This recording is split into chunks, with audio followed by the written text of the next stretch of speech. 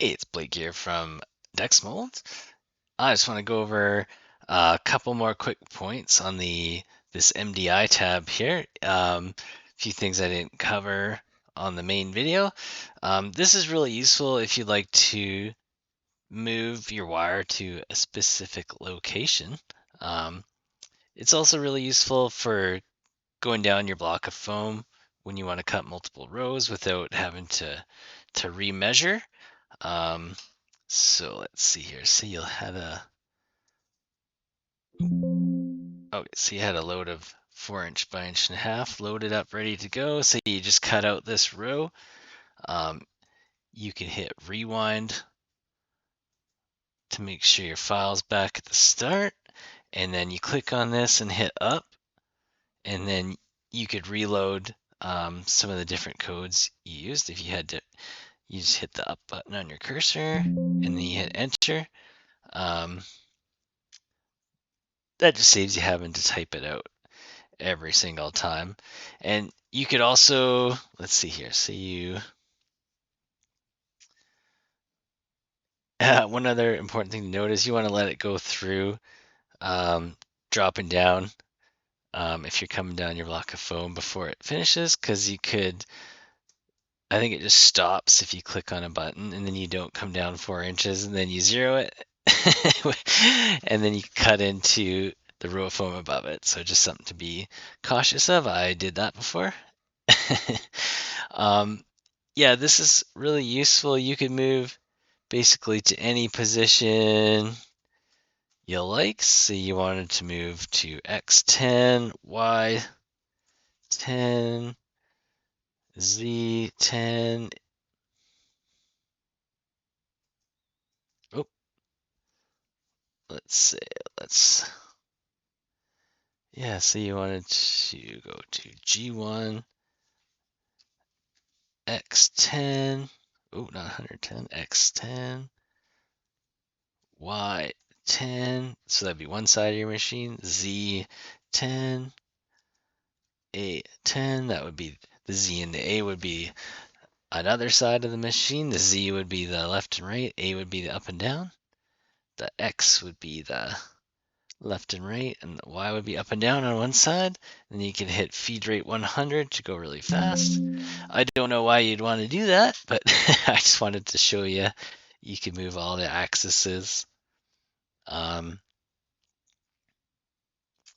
using this, and it would go there. And I think I noted before, this is a specific location, not a distance, so it's kind of important.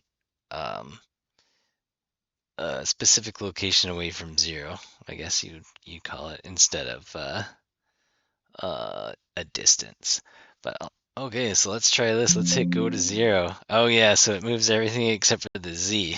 That's what it is. And so if you were this far away and you hit that button, you'd probably stretch out your wires. So you want to be a little bit careful with that.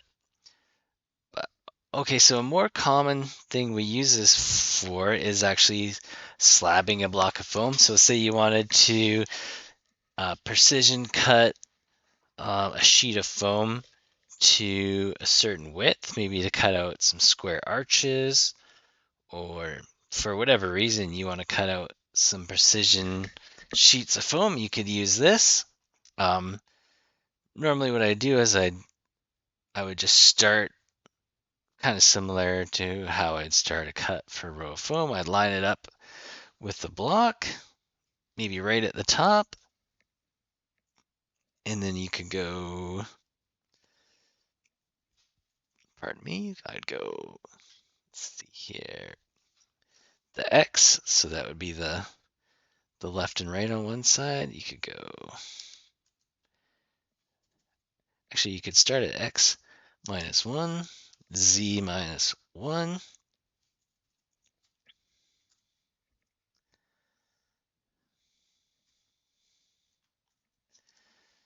Feed rate 90. And if you did that, you could turn your hot wire power on before you start your cut, and it would be a little bit off your block. But yeah, and then see, my blocks are usually